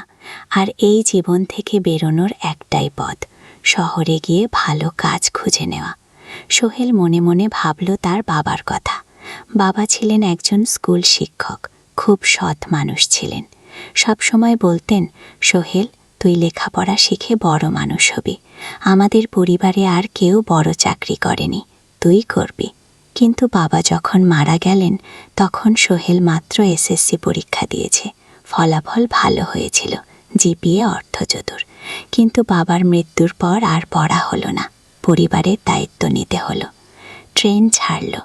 সোহেল জানালার পাশে বসে বাইরে তাকালো। ধানক্ষেত, নদী, ছোট ছোট গ্রাম সব পেছনে ফেলে ট্রেন এগিয়ে চলল। সোহেলের মনে হলো সে যেন তার পুরনো জীবনটাকেও পেছনে ফেলে আসছে। ট্রেনে একজন হকার এসে চা বিক্রি করছিল। সোহেল একটা চা কিনল, 10 টাকা। চা খেতে খেতে সে ভাবছিল, চট্টগ্রাম পৌঁছে কি হবে। করিম মামা তাকে সাহায্য করবেন তো? চাকরি পাওয়া যাবে তো? করিম মামা আসলে সোহেলের খুব দূর সম্পর্কের মামা, সোহেলের দাদির বোনের ছেলে। অনেক বছর আগে গ্রাম ছেড়ে চট্টগ্রামে চলে গিয়েছিলেন। সেখানে একটা কনস্ট্রাকশন কোম্পানিতে কাজ করেন। বছরে 1-2 বার গ্রামে আসতেন। গত বছর যখন এসেছিলেন, তখন সোহেলের মাকে বলেছিলেন, সোহেলকে চট্টগ্রাম পাঠান, আমি একটা কাজের ব্যবস্থা করে দেব। সেই কথাতেই ভরসা করে সোহেল আজই যাত্রা। দ্বিতীয় অধ্যায়, নতুন শহর। চট্টগ্রাম পৌঁছাতে প্রায় 6 ঘন্টা লেগে গেল। দুপুর 1টা বাজে। সোহেল স্টেশন থেকে বের হয়ে শহরের রাস্তায় দাঁড়ালো। কি বিশাল শহর! এত গাড়ি, এত মানুষ, চারদিকে উঁচু উঁচু বিল্ডিং, দোকানপাট, মানুষের ভিড়। সোহেল কিছুক্ষণ দাঁড়িয়ে থাকলো, সব কিছু দেখতে দেখতে। তার মনে হচ্ছিল সে যেন অন্য কোনো পৃথিবীতে এসে পড়েছে। তার পকেটে একটা ছোট্ট কাগজ আছে, সেখানে লেখা একটা ঠিকানা, করিম মিয়া, বাড়ি নং 23, রোড নং 5। আগ্রাবাদ। চট্টগ্রামকে সোহেল একটা রিক্সা ডাকো। কত নেবেন আগ্রাবাদ যেতে? 50 টাকা। সোহেল রিক্সায় উঠল। রাস্তার দুধারে দোকান, মার্কেট, অফিস সবকিছু দেখতে দেখতে সে অবাক হয়ে গেল। এত বড় শহর, এত কিছু, গ্রামের সেই ছোট্ট বাজারের সাথে কোনো তুলনাই হয় না। প্রায় আধা ঘণ্টা পর রিক্সা একটা পুরনো বাড়ির সামনে থামল। 3 তলা বাড়ি, কিন্তু রং উঠে গেছে। সিঁড়ি দিয়ে উঠে 3য় তলায় করিম মামার ফ্ল্যাটে নক করল। দরজা খুললে এক মধ্যবয়সী মহিলা। কে? আসসালামু আলাইকুম আপা, আমি সোহেল, নোয়াখালীর গ্রাম থেকে এসেছি। করিম মামা বাড়িতে আছেন? মহিলা তাকে মাথা থেকে পা পর্যন্ত দেখল। করিম তো অফিসে গেছে, তুমি কে? কোথা থেকে এসেছ? সোহেল সব খুলে বলল। মহিলা তাকে ভেতরে ঢুকতে দিল। বসো, করিম সন্ধ্যায় ফিরবে। ফ্ল্যাটটা ছোট, 2টো রুম, একটা ছোট্ট রান্নাঘর আর একটা বাথরুম, কিন্তু সোহেলের কাছে খুব সুন্দর লাগল। গ্রামের সেই টিনের ঘরের চেয়ে তো অনেক ভালো। মহিলা তার নাম জানালো সালমা, করিম মামার স্ত্রী। তাদের 2টো ছেলে, একজন ক্লাস 8-এ পড়ে আর একজন ক্লাস 5-এ। খেয়েছ? সালমা আপা জিজ্ঞেস করল। না আপা। অপেক্ষা করো, ভাত আছে, মাছ আছে, খাও। সোহেল প্রথমে রাজি হতে চাইল না, কিন্তু খুব খিদে পেয়েছিল। সকাল থেকে শুধু একটা চা আর বিস্কুট খেয়েছে। খাওয়া দাওয়ার পর সোহেল বসে রইল। সালমা আপা তাকে গল্প করতে লাগল। তোমার মা কেমন আছেন? তোমার বোন ভালো আছে? আপা, মার একটু গেটে বাত আছে, ওষুধ খাচ্ছেন, বোন স্কুলে পড়ে। খুব। তুমি কি করতে চাও এখানে? চাকরি খুঁজছি আপা, যে কোনো কাজ করব, বাসায় মা আর বোনকে টাকা পাঠাতে হবে। সালমা আপা মাথা নাড়ল। করিম তোমার জন্য কিছু একটা করবে, সে ভালো মানুষ। সারাদিন অপেক্ষা করল সোহেল। সন্ধ্যা 6টায় করিম মামা ফিরলেন। 50-এর কাছাকাছি বয়স, কালো রঙের প্যান্ট শার্ট পরা, হাতে একটা ব্যাগ। আরে সোহেল, কবে এলি? করিম মামা খুশি হয়ে বললেন, আজ সকালে মামা। করিম মামা তাকে জড়িয়ে ধরলেন। অনেক দিন পর দেখলাম, কেমন আছিস? ভালো আছি মামাকে। ভালো করেছিস এসে, এখানে অনেক সুযোগ আছে। তোর জন্য একটা কাজের ব্যবস্থা করে দেব, তবে প্রথমে কয়েকদিন এখানে থাক, শহরটা একটু চিনে নে, তারপর কাজে যোগ দিবি। সোহেলের মনে আশার আলো জ্বলল। সে ভাবল হয়তো তার ভাগ্য এবার পাল্টাবে। 3য় অধ্যায়, প্রথম চাকরি। 1 সপ্তাহ পরে করিম মামা সোহেলকে তার কোম্পানিতে নিয়ে গেলেন। কোম্পানির নাম আলামিন কনস্ট্রাকশন। অফিসটা শহরের কেন্দ্রে, 5 তলা একটা বিল্ডিংয়ের দোতলায়। মালিক আলী সাহেব। 50-এর কাছাকাছি বয়স, মোটা চেহারা, চোখে সোনার ফ্রেমের চশমা। বর্ণালোক মানুষ, কিন্তু খুব কড়া। এই ছেলেটাকে কি কাজে লাগাবেন? আলী সাহেব করিম মামাকে জিজ্ঞেস করলেন। স্যার, ও আমার আত্মীয়। গ্রাম থেকে এসেছে, খুব পরিশ্রমী, যে কোনো কাজে লাগাতে পারেন। আলী সাহেব সোহেলের দিকে তাকালেন। তুমি কি পড়েছ? Sir, SSC pass, GPA 4.5। ভালো। কম্পিউটার চালাতে পারো? না স্যার, পারি না, কিন্তু শিখতে চাই। আলী সাহেব একটু ভাবলেন। ঠিক আছে, তোমাকে অফিসের কাজে রাখব। ফাইল গুছানো, চা বানানো, কাগজপত্র নিয়ে যাওয়া।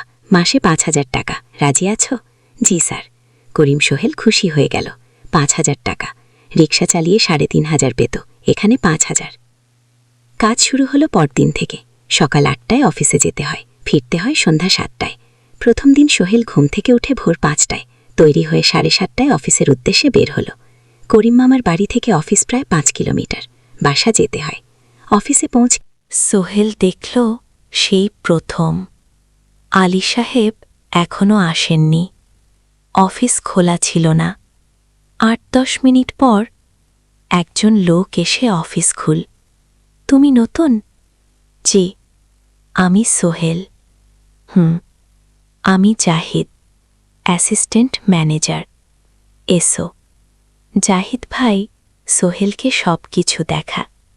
অফিসে মোট 6 জন কর্মচারী, 2 জন ইঞ্জিনিয়ার, 1 জন অ্যাকাউন্টেন্ট, 1 জন অ্যাসিস্ট্যান্ট ম্যানেজার, জাহিদ ভাই, 1 জন রিসেপশনিস্ট, আর এখন সোহেল। সোহেলের কাজ শুরু হলো চা বানানো দিয়ে, তারপর অফিস পরিষ্কার করা, ফাইল গোছানো, কাগজপত্র এক জায়গা থেকে আর এক জায়গায় নিয়ে যাওয়া। কাজ কঠিন না, কিন্তু সারাদিন দৌড়ঝাঁপ করতে হয়। দুপুরে খাবারের জন্য আধা ঘন্টা বিরতি। সোহেল একটা ছোট হোটেলে গিয়ে ভাত তরকারি খেল, 50 টাকা। সন্ধ্যায় অফিস বন্ধ হল।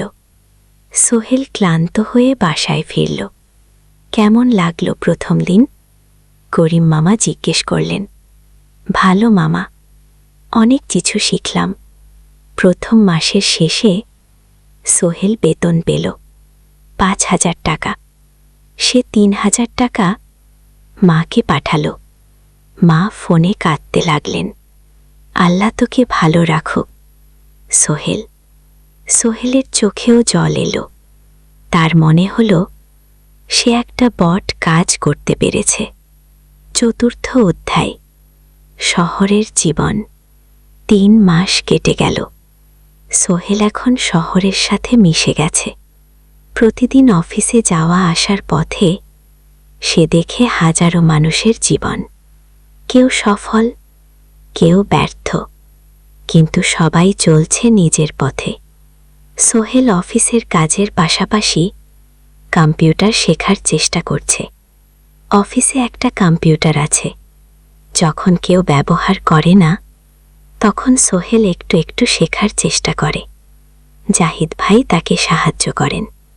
সোহেল, তুমি যদি কম্পিউটার ভালোভাবে শিখতে পারো, তাহলে তোমার ভবিষ্যৎ উজ্জ্বল।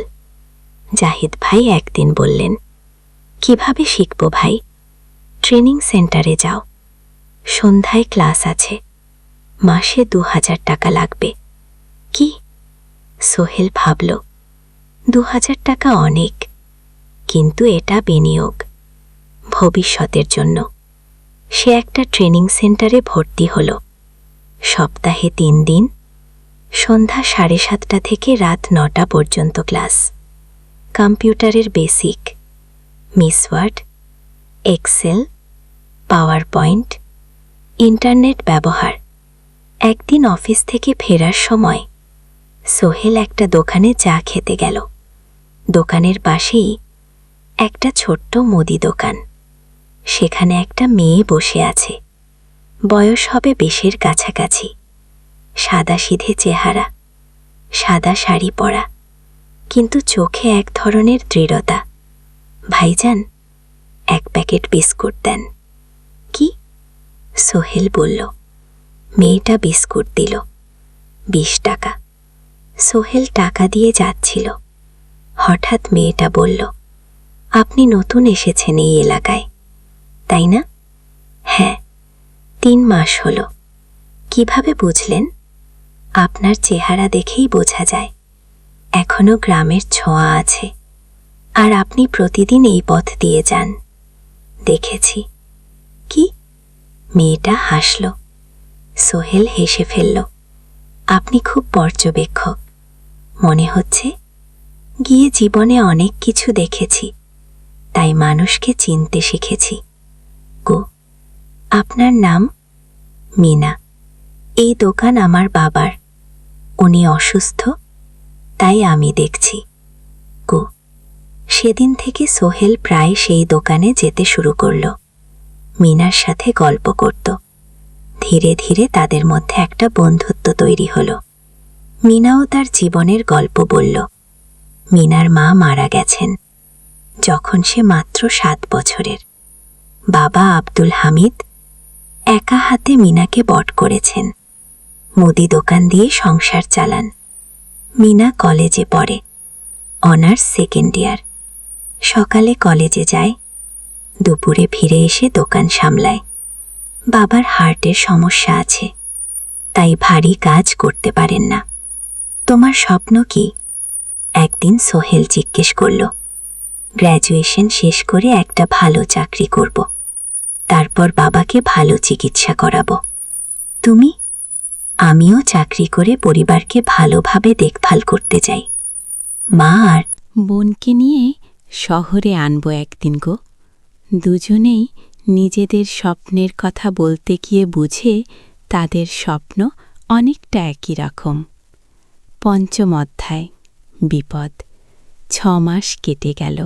সোহেল এখন আলী সাহেবের খুব প্রিয় কর্মচারী।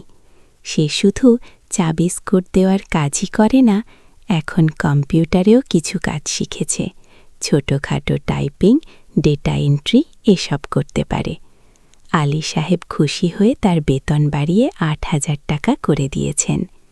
একদিন রাতে সোহেল অফিস থেকে ফিরছিল। সেদিন একটু দেরি হয়ে গেছে, রাত প্রায় ৯টা। সাধারণত সোহেল সন্ধ্যা ৭:৩০টায় ফেরে, কিন্তু সেদিন অফিসে একটা জরুরি কাজ ছিল। বাস থেকে নেমে সোহেল বাড়ির দিকে হাঁটছিল। হঠাৎ একটা অন্ধকার গলিতে ৩ জন লোক তাকে ঘিরে ধরল। তাদের চেহারা দেখেই বোঝা যাচ্ছিল ভালো উদ্দেশ্য নিয়ে আসেনি। টাকা দে, তাড়াতাড়ি, একজন বলল। তার হাতে একটা ছুরি। সোহেল ভয় পেয়ে গেল। ভাই, আমার কাছে খুব কম টাকা আছে। কি? যা আছে দে, তাড়াতাড়ি করো। সোহেল কাঁপতে কাঁপতে তার পকেট থেকে ৫ টাকা বের করে দিল। এই টাকা দিয়ে সে বাজার করবে ভেবেছিল, কিন্তু ছিনতাইকারীরা সন্তুষ্ট হল না। শুধু ৫ টাকা? তোর ব্যাগে কি আছে? তারা সোহেলের ব্যাগ কেড়ে নিল। ব্যাগে ছিল তার মোবাইল, কম্পিউটার ট্রেনিং সেন্টারের সার্টিফিকেট আর কিছু গুরুত্বপূর্ণ কাগজপত্র। না ভাই, ব্যাগটা ফেরত দেন, ওতে আমার জরুরি জিনিস আছে। মোবাইল নিয়ে নেন, কিন্তু ব্যাগটা দেন গো। কিন্তু ওরা শুনল না। একজন সোহেলকে জোরে ধাক্কা দিল। সোহেল পড়ে গেল। মাথা রাস্তার কংক্রিটে ধাক্কা লেগে গেল। রক্ত বের হল। ৩ জন দৌড়ে পালিয়ে গেল। কিছুক্ষণ সোহেল অজ্ঞান হয়ে পড়ে রইল। তারপর ধীরে ধীরে জ্ঞান ফিরল। মাথায় প্রচণ্ড ব্যথা। সে উঠে দাঁড়ানোর চেষ্টা করল, কিন্তু মাথা ঘুরছিল। কোনো মতে একটা বেয়াল ধরে দাঁড়ালো। একজন পথচারী তাকে দেখে থামুন। কি হয়েছে ভাই? চিন্তায়। হয়েছে কি? এসো, আমি তোমাকে হাসপাতালে নিয়ে যাইব। কিন্তু সোহেল রাজি হল না। ঠিক আছে, বাড়ি যেতে পারব। সে কোনো মতে করিম মামার বাড়িতে পৌঁছালো। দরজা খুলেই সালমা আপা চিৎকার করে উঠলেন, ও আল্লাহ, কি হয়েছে? করিম মামা দৌড়ে এলেন, সোহেলকে ভেতরে নিয়ে গেলেন। তার মাথায় জল ঢেলে রক্ত পরিষ্কার করলেন। কথাটা বেশ গভীর। হাসপাতালে যেতে হবে কি? করিম মামা বললেন। তারা একটা অটোরিকশা নিয়ে নিকটস্থ হাসপাতালে গেলেন। ডাক্তার সোহেলের মাথায় 3টে সেলাই দিলেন। বলল, 1 সপ্তাহ বিশ্রাম নিতে হবে, কোনো ভারী কাজ করা যাবে নাই। হাসপাতাল থেকে ফিরে সোহেল শুয়ে রইল। তার মনে হচ্ছিল সব কিছু শেষ হয়ে গেছে। মোবাইল চলে গেছে, গুরুত্বপূর্ণ কাগজপত্র চলে গেছে। এখন 1 সপ্তাহ অফিস করতে পারবে না। পরদিন সকালে করিম মামা আলী সাহেবকে ফোন করে সব জানালেন। আলী সাহেব বললেন, ঠিক আছে, সোহেল ভালো হয়ে এলে আসবে, চিন্তার কিছু নেই কি। মিনা যখন এই খবর শুনল, শেষ সন্ধ্যায় সোহেলকে দেখতে এলো করিম মামার বাড়িতে। এনেছিল কিছু ফল। কি হয়েছিল? মিনা চিন্তিত গলায় জিজ্ঞেস করল। সোহেল সব বলল। মিনা রেগে গেল। এই শহরে এখন অনেক অপরাধ বেড়ে গেছে, পুলিশ কিছু করে না। তুমি পুলিশে রিপোর্ট করেছ? না, লাভ নেই। তবু করা উচিত। তোমার মোবাইলটা হয়তো খুঁজে পাওয়া যাবে কি। করিম মামা সোহেলকে নিয়ে পুলিশ স্টেশনে গেলেন, জেনারেল ডায়েরি করলেন। কিন্তু পুলিশ খুব একটা আশা দিল না। দেখি কিছু করা যায় কি না। সোহেল বুঝল মোবাইল আর ফিরবে না। সেই 1 সপ্তাহ সোহেলের জীবনের সবচেয়ে কঠিন সময় ছিল।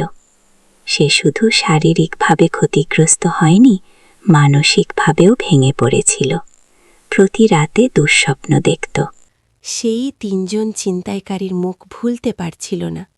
মিনা প্রায় প্রতিদিন আসত, তাকে সাহস দিত, তুমি হাল ছেড়ো না সোহেল, জীবনে এরকম খারাপ সময় আসে, কিন্তু এটা কাটিয়ে ওঠাই হলো আসল বীরত্ব।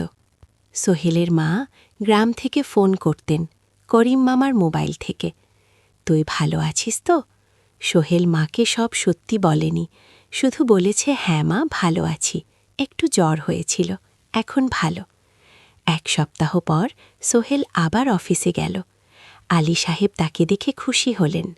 কেমন আছো? ভালো আছি স্যার। ঠিক আছে, তবে প্রথম কয়েকদিন হালকা কাজ করবে। সোহেল আবার কাজে মন দিল। কিন্তু একটা জিনিস তাকে খুব কষ্ট দিচ্ছিল, তার মোবাইল নেই। মায়ের সাথে কথা বলতে পারছে না নিয়মিত। করিম মামার মোবাইল চাইতে সংকোচ লাগে। একদিন জাহিদ ভাই তাকে ডাকলেন, সোহেল, আমার একটা পুরনো মোবাইল আছে, তুমি ব্যবহার করো না? ভাই, আমি নাও, আমার কাজে লাগছে না, তুমি রাখো গো। সোহেল কৃতজ্ঞতায় প্রায় কেঁদে ফেলল। ধন্যবাদ ভাই। মোবাইল পেয়ে সোহেল প্রথমেই মাকে ফোন করল। মা খুব খুশি হলেন। এতদিন ফোন করিসনি কেন? মা, মোবাইলটা নষ্ট হয়ে গিয়েছিল, নতুন নিয়েছি। মায়ের গলায় স্বস্তি ফুটে উঠুক। 6ষ্ঠ অধ্যায়, নতুন সুযোগ। আরও 3 মাস কেটে গেল। সোহেল পুরোপুরি সুস্থ হয়ে গেছে। তার জীবন আবার স্বাভাবিক হয়ে এসেছে। সে এখন কম্পিউটার ট্রেনিং শেষ করেছে, সার্টিফিকেট পেয়েছে। কিন্তু একটা ঘটনা তার জীবনে বড় পরিবর্তন নিয়ে এলো। একদিন সকালে আলী সাহেব তাকে ডাকলেন, সোহেল বসো। সোহেল বসো। মনে একটু ভয় লাগছিল, আলী সাহেব কি তাকে বকবেন? সোহেল, তুমি তো এখন কম্পিউটার চালাতে পারো? জি স্যার, একটু একটু শিখেছি। ভালো, আমি তোমার কাজ দেখছি, তুমি খুব পরিশ্রমী। আরশাদ আমাদের কোম্পানিতে এরকম মানুষের দরকার। সোহেল কিছু বুঝতে পারছিল না। আমি তোমাকে একটা সুযোগ দিতে চাই। আমাদের কোম্পানি একটা ট্রেনিং প্রোগ্রাম চালু করছে নতুন কর্মচারীদের জন্য। 6 মাসের এর কোর্স, কম্পিউটার অ্যাকাউন্টিং, ভবন নির্মাণের হিসাব নিকাশ, প্রজেক্ট ম্যানেজমেন্ট সব শিখবে। কোম্পানি সব খরচ দেবে। ট্রেনিংয়ের সময় তোমার বেতনও চলবে, রাজি আছো? সোহেল বিশ্বাস করতে পারছিল না। স্যার, সত্যি আমাকে এত বড় সুযোগ দিচ্ছেন? হ্যাঁ, তুমি ভালো ছেলে, পরিশ্রমী। আমি তোমাকে এগিয়ে দিতে চাই। ভবিষ্যতে তুমি এই কোম্পানির একজন গুরুত্বপূর্ণ কর্মচারী হবে। সোহেল কৃতজ্ঞতায় প্রায় কেঁদে ফেলল। ধন্যবাদ স্যার, আমি কঠোর পরিশ্রম করব, আমি জানি। সেদিন সন্ধ্যায় সোহেল মিনার দোকানে গেল। মিনাকে খবরটা দিল। মিনা খুব খুশি হল। তার চোখে জল এসে গেল। তুমি পারবে সোহেল, আমি জানি গো। সোহেল তার মা আর বোনকেও ফোন করে খবরটা দিল। মা কাঁদতে লাগলেন। তোর বাবা বেঁচে থাকলে কত খুশি হতো। ট্রেনিং শুরু হলো পরের মাস থেকে। প্রতিদিন সকালে 3 ঘন্টা ক্লাস, তারপর বাকি সময় অফিসের কাজ। ক্লাসে 5 জন নতুন কর্মচারী, সবাই তরুণ উৎসাহী। শিক্ষক ছিলেন একজন অভিজ্ঞ ইঞ্জিনিয়ার, নাম রহিম স্যার। তিনি খুব ভালোভাবে সব কিছু বোঝাতেন। কম্পিউটার অ্যাকাউন্টিং, এক্সেলের জটিল ক্যালকুলেশন, প্রজেক্টের বাজেট তৈরি, সময় ব্যবস্থাপনা সব। সোহেল পুরো মনোযোগ দিয়ে শিখতে লাগল। সন্ধ্যায় বাড়ি ফিরে প্র্যাকটিস করত। করিম মামার ছেলের কাছ থেকে একটা ল্যাপটপ ধার নিত কখনো কখনো। 6 মাস পরে ট্রেনিং শেষ হলো। সবাই সার্টিফিকেট পেল। আলী সাহেব একটা অনুষ্ঠান করলেন। সোহেল সেরা পারফর্মার হিসেবে একটা বিশেষ পুরস্কার পেল, 5,000 টাকা বোনাস। আলী সাহেব ঘোষণা করলেন, সোহেল, আজ থেকে তুমি আমাদের জুনিয়র অ্যাকাউন্ট অ্যাসিস্ট্যান্ট। তোমার বেতন 15,000 টাকা গো। সোহেল অবাক হয়ে গেল। 8,000 থেকে 15,000, প্রায় দ্বিগুণ। সেদিন রাতে সোহেল ঘুমাতেই পারল না। খুশিতে উত্তেজনায় তার চোখে ঘুম নেই। সে ভাবল তার জীবন কিভাবে বদলে যাচ্ছে।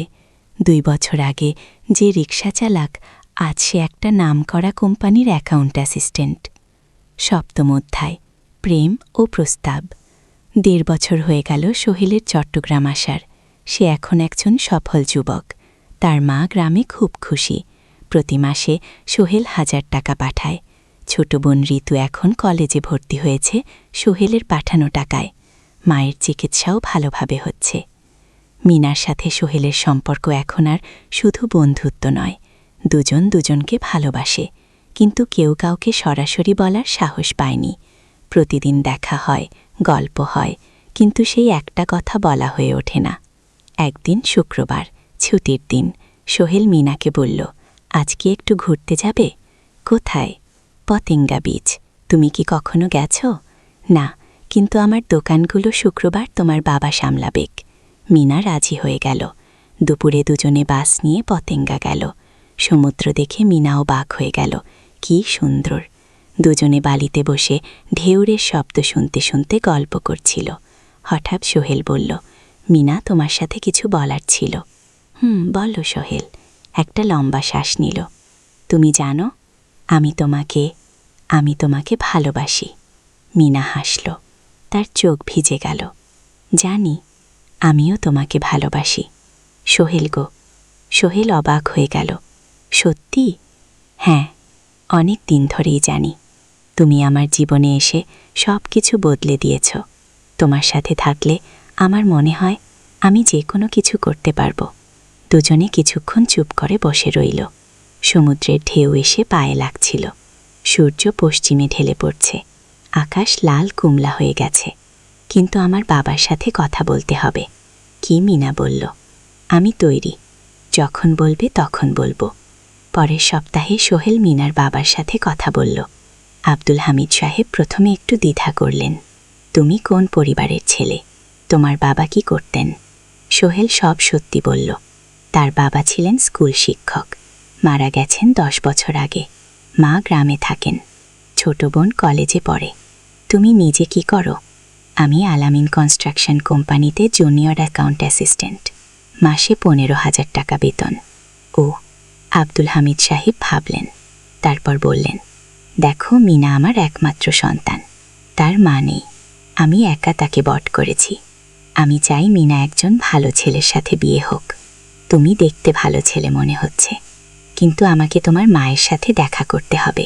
তোমার পরিবারকে জানতে হবে। কি? জি আঙ্কেল, আমি ব্যবস্থা করছি। ও, সোহেল খুশিতে আটখানা। সে সে সেদিন রাতেই তার মাকে ফোন করল, মাকে সব বলল। মা প্রথমে অবাক হলেন, তারপর খুশি হলেন। মিমা, মেয়েটা কেমন? খুব ভালো মা, তুমি দেখলে পছন্দ করবে। ঠিক আছে, আমি আর ঋতু আসছি চট্টগ্রাম। 2 সপ্তাহ পর সোহেলের মা আর বোন চট্টগ্রাম এলো। সোহেল তাদের নিয়ে মিনার বাড়িতে গেল। 2 পরিবার একসাথে বসল। মিনার বাবা সোহেলের মাকে দেখে খুশি হলেন। সোহেলের মা সরল ও ভদ্র মহিলা। আপনার ছেলে খুব ভালো, মিনা তাকে পছন্দ করে, আমিও রাজি। আব্দুল হামিদ সাহেব বললেন, আমার সোহেল সৎ ছেলে, মিনাকে খুব ভালোবাসে। আমি জানি ও মিনাকে সুখে রাখবে। কি? সোহেলের মা বললেন, বিয়ের তারিখ ঠিক হলো 3 মাস পর। এই 3 মাসে সোহেল যথেষ্ট টাকা জমাবে। বিয়ে হবে সাদামাটা কিন্তু সুন্দর। 8ম অধ্যায়, নতুন পথ। 3 মাস কেটে গেল দ্রুত। সোহেল প্রতিদিন কঠোর পরিশ্রম করছিল। অফিসে তার কাজের প্রশংসা হচ্ছে। আলী সাহেব তাকে এখন ছোটখাট প্রজেক্টের হিসাব দেখতে দিচ্ছেন। সোহেল তার সঞ্চিত টাকা দিয়ে বিয়ের আয়োজন করল। বিয়ে হলো মিনার বাড়ির কাছের একটা কমিউনিটি সেন্টারে। খুব বেশি লোক আসেনি, 2 পরিবারের আত্মীয় স্বজন আর অফিসের কয়েকজন সহকর্মী। কিন্তু অনুষ্ঠান ছিল খুব সুন্দর। সোহেল যখন মিনাকে বিয়ের পোশাকে দেখল, তার মনে হলো পৃথিবীর সবচেয়ে সুন্দর মেয়ে সে। লাল শাড়ি পরা, মুখে হালকা মেকআপ, কিন্তু তার স্বাভাবিক সৌন্দর্যই ছিল আসল। বিয়ের পর সোহেল একটা ছোট্ট ফ্ল্যাট ভাড়া নিল। 2 রুমের ফ্ল্যাট, মাসে ভাড়া 5,000 টাকা। মিনা এখনও তার পড়াশোনা চালিয়ে যাচ্ছে, আরও 1 বছর বাকি গ্র্যাজুয়েশন শেষ হতে। সোহেলের মা আর বোন গ্রামে ফিরে গেল। মা বলে গেলেন, সোহেল, মিনাকে ভালো রাখিস, মেয়েরা অনেক ত্যাগ করে সংসার করতে। যোগী মা গো। নতুন জীবন শুরু হলো। সোহেল সকালে অফিসে যায়, সন্ধ্যায় ফেরে। মিনা সকালে কলেজে যায়, দুপুরে ফিরে রান্না করে, ঘর গোছায়। সন্ধ্যায় দুজনে একসাথে বসে পড়াশোনা করে, গল্প করে, টিভি দেখে। জীবন সুন্দর ছিল, কিন্তু চ্যালেঞ্জও ছিল। মাসিক খরচ, ভাড়া 5,000, বাজার 3,000, বিদ্যুৎ গ্যাস 1,000, মায়ের জন্য 5,000, মিনার কলেজের খরচ 1,200, মোট প্রায় 14,000 টাকা। বাঁচা তো মাত্র 1,000 খানেক। কিন্তু সোহেল হাল ছাড়ল না। শেষ সন্ধ্যায় একটা কম্পিউটার ট্রেনিং সেন্টারে পার্ট টাইম পড়ানো শুরু করল। সপ্তাহে 3 দিন 2 ঘন্টা করে। এতে মাসে আরও 3,000 টাকা আসতে লাগল। মিনাও বসে থাকল না। সে বাড়িতে বসে কয়েকজন স্কুলের ছাত্রছাত্রীকে টিউশন পড়াতে শুরু করল। মাসে 2,000 টাকা আয়। এভাবে কেটে গেল 6 মাস। দুজন মিলে পরিবার চালাচ্ছে, স্বপ্ন দেখছে। একদিন সোহেল বলল, মিনা, আমি একটা নতুন স্বপ্ন দেখছি। যোগী, কি? আমি নিজে একটা ছোট্ট কনস্ট্রাকশন কোম্পানি খুলতে চাই। ছোট ছোট প্রজেক্ট নেব, বাড়ি মেরামত, ছোট বিল্ডিং বানানো, এসব। তোমার কি যথেষ্ট অভিজ্ঞতা আছে? আছে। আমি 2 বছর ধরে এই কাজের সাথে জড়িত, অনেক কিছু শিখেছি, আর আলী সাহেবও আমাকে সাহায্য করবেন গো। কিন্তু টাকা কোথায়? কোম্পানি খুলতে তো অনেক টাকা লাগবে। যোগী, আমি জমাচ্ছি, আরও 1 বছর কাজ করব, তারপর চেষ্টা করব। মিনা তাকে সমর্থন দিল। তুমি পারবে, তোমার মধ্যে সেই শক্তি আছে। যোগী। 9ম অধ্যায়, চ্যালেঞ্জের সময়। কিন্তু ভাগ্য সব সময় অনুকূলে থাকে না। সোহেল যখন স্বপ্ন দেখছিল নিজের কোম্পানি খোলার, তখনই একটা বড় সমস্যা এলো। আলী সাহেবের কোম্পানি একটা বড় প্রজেক্ট পেয়েছিল, একটা 10 তলা বিল্ডিং বানানোর কাজ। কিন্তু প্রজেক্টের প্রধান ইনভেস্টর হঠাৎ পালিয়ে গেলেন। তিনি কোম্পানির কাছ থেকে প্রায় 50 লাখ টাকা নিয়ে গেছেন, কিন্তু কাজ শেষ হয়নি। কোম্পানি বড় ক্ষতির মুখে পড়ল। আলী সাহেব অনেক কর্মচারীকে ছাঁটাই করতে বাধ্য হলেন। প্রায় 10 জনকে চাকরি থেকে বাদ দিলেন, বাকিদের বেতন কমাতে হলো। সোহেলকে আলী সাহেব দেখে বললেন, সোহেল, আমি তোমাকে রাখতে চাই, তুমি বিশ্বস্ত কর্মচারী, কিন্তু তোমার বেতন কমাতে হবে, 15,000 থেকে 10,000। সোহেল মনে মনে চিন্তায় পড়ে গেল। 10,000 টাকায় সংসার চলবে কিভাবে? মায়ের খরচ, ভাড়া, বাজার সব মিলিয়ে তো 14,000 টাকা লাগে। কিন্তু সে কিছু বলল না। ঠিক আছে স্যার। ফিরে সোহেল মিনাকে সব বলল। মিনা চিন্তিত হয়ে গেল। এখন কি হবে? চিন্তা করো না, আমি পার্ট টাইম টিউশনের সময় বাড়াবো, আর তুমিও বেশি করে টিউশন নাও। কিন্তু আমার তো পড়াশোনাও আছে। জানি, কিন্তু এখন এটাই করতে হবে। সোহেল সন্ধ্যায় আরও 2টো জায়গায় পার্ট টাইম কাজ খুঁজুন। একটা দোকানের। সন্ধ্যায় হিসাব দেখার কাজ পেল, মাসে 2000 টাকা। আরেকটা জায়গায় সপ্তাহান্তে কম্পিউটার রিপেয়ারের কাজ পেল, মাসে 1500 টাকা। মিনাও 3জন নতুন স্টুডেন্ট নিল টিউশনে, তার আয় বাড়ল 2000 থেকে 3500-এ। কঠিন সময় ছিল। সোহেল সকাল 8টায় অফিসে যেত, সন্ধ্যা 6টায় ফেরত। তারপর একটু বিশ্রাম নিয়ে 7:30টায় বের হতো পার্ট টাইম কাজে, রাত 10টায় বাড়ি ফিরত। রবি সোমবার কম্পিউটার রিপেয়ারের কাজ। মিনাও সকালে কলেজে যেত, দুপুরে ফিরে রান্না করত, তারপর বিকেলে টিউশন পড়াত, রাতে খাওয়া দাওয়ার পর পড়াশোনা করত। দুজনেরই শরীর খারাপ হতে শুরু করল। সোহেল একদিন অফিসে অজ্ঞান হয়ে পড়ে গেল। ডাক্তার দেখাতে নিয়ে গেল। ডাক্তার বলল, অতিরিক্ত পরিশ্রম, শরীরে পুষ্টির অভাব, ঠিকমতো খাচ্ছেন না মনে হচ্ছে। যে সত্যি কথা, খরচ বাঁচাতে সোহেল আর মিনা অনেক সময় কম খেত। মাংস মাছ কিনত সপ্তাহে একদিন, বাকি সময় শাকসবজি ডাল। মিনা সোহেলকে বলল, আর নয় সোহেল, তুমি এভাবে নিজেকে শেষ করে ফেলছ। আমার পড়াশোনা বন্ধ করে দিই, আমি ফুল টাইম চাকরি করি। কি না? সোহেল জোর দিয়ে বলল, তোমার পড়াশোনা বন্ধ হবে না, আরও মাত্র 6 মাস বাকি, তুমি গ্র্যাজুয়েট হবেই। কিন্তু তুমি আমি ঠিক হয়ে যাব, চিন্তা করো না আগে। কিন্তু পরিস্থিতি আরও খারাপ হলো যখন সোহেলের মায়ের অসুখ হলো, হার্টের সমস্যা। হাসপাতালে ভর্তি করতে হলো, খরচ 5000 টাকা। সোহেলের হাতে এত টাকা কোথায়? সে করিম মামার কাছে ধার চাইল। করিম মামা 2000 টাকা দিলেন। বাকি 3000 টাকা সোহেল একটা এনজিও থেকে লোন নিল। সুদের হার মাসে 2%। মায়ের চিকিৎসা হলো, তিনি সুস্থ হয়ে গেলেন। কিন্তু সোহেল এখন ঋণের বোঝায় পড়ে গেল। প্রতি মাসে 3000 টাকা করে কিস্তি দিতে হবে। সেই রাতে সোহেল আর মিনা বিছানায় শুয়ে কথা বলছিল। সোহেল বলল, মিনা, আমি মনে হয় ভুল করেছি, শহরে এসে বিয়ে করে তোমাকে কষ্টে ফেলেছি। মিনা তার হাত ধরল। না সোহেল, তুমি ভুল করনি। জীবনে এরকম খারাপ সময় আসে, কিন্তু এটা কাটিয়ে ওঠাই হলো আসল শক্তি। আমরা একসাথে আছি, একসাথে থাকব, সবকিছু ঠিক হয়ে যাবে। ওনার কথায় সোহেল একটু সাহস পেল। হ্যাঁ, হাল ছাড়া যাবে না। 10ম অধ্যায়, আলোর দিকে। 3 মাস পরে পরিস্থিতি একটু ভালো হতে শুরু করল। আলী সাহেবের কোম্পানি একটা নতুন প্রজেক্ট পেল, একটা স্কুল বিল্ডিং বানানোর কাজ। কোম্পানি আবার স্থিতিশীল হতে শুরু করল। আলী সাহেব সোহেলকে ডেকে বললেন, সোহেল, আমি তোমার কঠোর পরিশ্রম দেখেছি। খারাপ সময়েও তুমি কোম্পানি ছেড়ে যাওনি। আমি কৃতজ্ঞ। আজ থেকে তোমার বেতন আবার 15,000 টাকা দিই। সোহেল খুশি হয়ে গেল। ধন্যবাদ স্যার। ও মিনাও গ্র্যাজুয়েশন শেষ করল, ভালো ফলাফল করল, সে এখন চাকরি খুঁজছে। একদিন মিনা একটা প্রাইভেট স্কুলে শিক্ষিকার ইন্টারভিউ দিতে গেল। ইন্টারভিউ ভালো হলো, তাকে নিযোগ দেওয়া হলো, বেতন 12,000 টাকা। সেদিন সন্ধ্যায় দুজনে মিলে একটা ছোট্ট পার্টি করল। একটা বিরিয়ানি কিনল, কোমল পানীয় কিনল, দুজনে মিলে খেলো। আমরা পেরেছি, সোহেলি মিনা বলল। হ্যাঁ, আমরা পেরেছি গো। এখন দুজনের মিলিয়ে আয় 27,000 টাকা। খরচ চালানোর পর প্রায় 10,000 টাকা বাঁচে। সোহেল এই টাকা দিয়ে লোন শোধ করতে শুরু করল, পার্ট টাইম কাজগুলো ছেড়ে দিল, শরীরের যত্ন নেওয়া শুরু করল। আরও 6 মাস পরে সোহেলের কাছে একটা বড় সুযোগ এলো। আলী সাহেব একদিন তাকে ডাকলেন, সোহেল, তুমি কি নিজের ব্যবসা করতে চাও?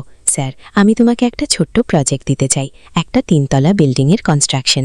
তুমি ম্যানেজ করবে, আমি শুধু সুপারভাইজ করব। লাভের 50% তোমার বুক। সোহেল ভাবল, এটা একটা বড় সুযোগ, কিন্তু ঝুঁকিও আছে। যদি কাজটা ভালো না হয়? স্যার, আমি চেষ্টা করব, কিন্তু যদি ভুল হয়? ভুল হবে না, আমি তোমার উপর বিশ্বাস রাখছি, তুমি পারবে গই। সোহেল রাজি হয়ে গেল। এই প্রজেক্ট তার জীবনের টার্নিং পয়েন্ট হতে পারে। 11 অধ্যায়, স্বপ্ন পূরণের পথে। পরের 6 মাস সোহেল খুব কঠোর পরিশ্রম করল। প্রজেক্টটা ম্যানেজ করা সহজ ছিল না। শ্রমিক নিয়োগ, মেটেরিয়াল কেনা, কাজের তদারকি, সময়মতো কাজ শেষ করা, সব দায়িত্ব তার। প্রথম 2 মাস খুব চাপের মধ্যে গেল।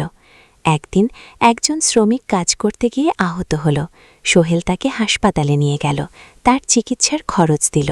এতে প্রজেক্টের বাজেট একটু বাড়ল, কিন্তু সোহেল জানত এটা করা দরকার। আরেকদিন ভুল মেটেরিয়াল ডেলিভারি হলো। সোহেল সেগুলো ফেরত পাঠালো, সঠিক জিনিস আনালো। এতে 3 দিন দেরি হলো, কিন্তু কাজের মান ঠিক রইল। মিনা তাকে সবসময় সাপোর্ট করছিল। সে এখন চাকরিতে স্থিতিশীল, স্কুলের বাচ্চারা তাকে পছন্দ করে, প্রিন্সিপাল তার কাজে খুশি। প্রজেক্ট শেষ হলো 6 মাসে, সময় মতো বাজেটের মধ্যে। বিল্ডিংয়ের মালিক খুব খুশি হলেন। তিনি আলী সাহেবকে ধন্যবাদ দিলেন। আলী সাহেব বললেন, ধন্যবাদ আমাকে না, এই ছেলেকে দিন। সোহেল পুরো প্রজেক্ট ম্যানেজ করেছে গো।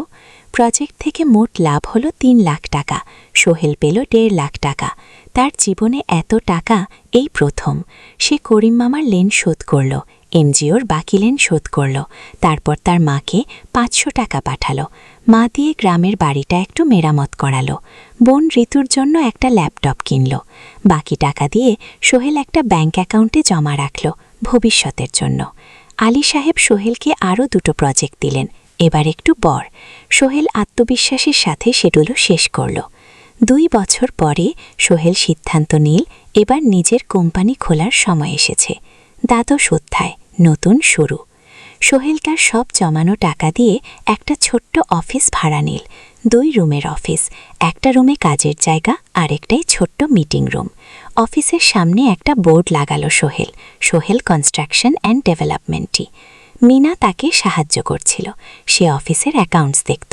সন্ধ্যায় স্কুল থেকে ফিরে 2জন মিলে একটা টিম প্রথমে ছোট ছোট কাজ নিল, বাড়ি মেরামত, দোকান সংস্কার, ছোট বিল্ডিং কনস্ট্রাকশন। কাজের মান ভালো রাখার চেষ্টা করল, সময় মতো শেষ করল, দাম ন্যায্য রাখল। ধীরে ধীরে সোহেলের সুনাম ছড়িয়ে পড়ল। মানুষ তাকে বিশ্বাস করত। তার কাছে নতুন নতুন কাজ আসতে লাগল। প্রথম বছর খুব কষ্ট হলো। কখনো লাভ হতো, কখনো লাস, কিন্তু সোহেল থেমে থাকল না। সে শিখতে লাগল ব্যবসা কিভাবে চালাতে হয়। দ্বিতীয় বছরে পরিস্থিতি ভালো হলো। সোহেল এখন 3জন স্থায়ী কর্মচারী নিয়োগ দিল, একজন ইঞ্জিনিয়ার, একজন সুপারভাইজার, একজন অফিস সহায়ক। তৃতীয় বছরে একটা বড় প্রজেক্ট পেল, একটা স্কুল বিল্ডিং বানানোর কাজ, 5 তলা বিল্ডিং। সোহেল পুরো মনোযোগ দিয়ে কাজটা করল। শ্রমিকদের ভালো বেতন দিল, ভালো মেটেরিয়াল ব্যবহার করল, সময় মতো কাজ শেষ করল। স্কুল কর্তৃপক্ষ খুব খুশি হল। তারা সোহেলের কাজের প্রশংসা করল। এই প্রজেক্ট থেকে সোহেল প্রায় 5 লাখ টাকা লাভ করল। এই টাকা দিয়ে সে আরও ভালো একটা অফিস নিল, আরও কর্মচারী নিয়োগ দিল। এখন তার কোম্পানিতে 10 জন স্থায়ী কর্মচারী। প্রজেক্ট অনুযায়ী আরও শ্রমিক নিয়োগ দেওয়া হয়। প্রদোষ অধ্যায়, পরিবার। এদিকে সোহেল আর মিনার সংসারেও খুশির খবর এলো। মিনা গর্ভবতী। 9 মাস পর তাদের একটা মেয়ে হল। নাম রাখো সারা। সারা যখন জন্মালো, সোহেলের মা আর বোন চট্টগ্রামে এলো। মা 1 মাস থেকে গেলেন, মিনাকে সাহায্য করলেন। সোহেল এখন একটা বড় ফ্ল্যাট ভাড়া নিয়েছে, 3 রুমের ফ্ল্যাট। একটা রুমে সোহেল, মিনা, একটাই সারা, আর একটাই অতিথি রুম। মায়ের জন্য সোহেল সিদ্ধান্ত নিল তাকে চট্টগ্রামে নিয়ে আসবে। গ্রামে একা থাকা ঠিক না। কিন্তু মা রাজি হলেন না। বাবা, আমি গ্রামেই থাকব, এখানে আমার পরিচিত মানুষ আছে। তোর বোনকে নিয়ে যা, ও ঢাকায় পড়ছে, চট্টগ্রামে এনে ভালো কোথাও ভর্তি করিয়ে দে। সোহেল তাই করল। ঋতুকে চট্টগ্রাম বিশ্ববিদ্যালয়ে ভর্তি করিয়ে দিল। ঋতু এখন সোহেলের ফ্ল্যাটে থাকে, বিশ্ববিদ্যালয় পড়ে। সোহেলের মনে হল তার জীবন এখন পরিপূর্ণ। স্ত্রী, মেয়ে, বোন সবাই তার কাছে। ব্যবসা ভালো চলছে, মা গ্রামে সুখে আছেন। চতুর্দশ অধ্যায়, সফলতা শীঘ্রে। 5 বছর কেটে গেল। সোহেল এখন একজন সফল উদ্যোক্তা। তার কোম্পানি কি সোহেল কনস্ট্রাকশন অ্যান্ড ডেভেলপমেন্টই এখন চট্টগ্রামে বেশ পরিচিত। প্রায় 30 জন কর্মচারী তার অধীনে কাজ করে। সোহেল এখন শুধু ছোট প্রজেক্ট করে না, বড় বড় প্রজেক্টও করে। একটা 8 তলা বিজনেস কমপ্লেক্স বানানোর কাজ পেয়েছে, একটা হাসপাতাল বিল্ডিং বানাচ্ছে। মিনা এখনও স্কুলে পড়ায়, সে এখন ভাইস প্রিন্সিপাল, সাথে সোহেলের কোম্পানির অ্যাকাউন্টস ম্যানেজার। 2জন মিলে ব্যবসা চালায়। সারা এখন 4 বছরের, স্কুলে ভর্তি হয়েছে, খুব চালাক মেয়ে। ঋতু বিশ্ববিদ্যালয় থেকে গ্র্যাজুয়েট হয়ে একটা ব্যাংকে চাকরি পেয়েছে। একদিন আলী সাহেব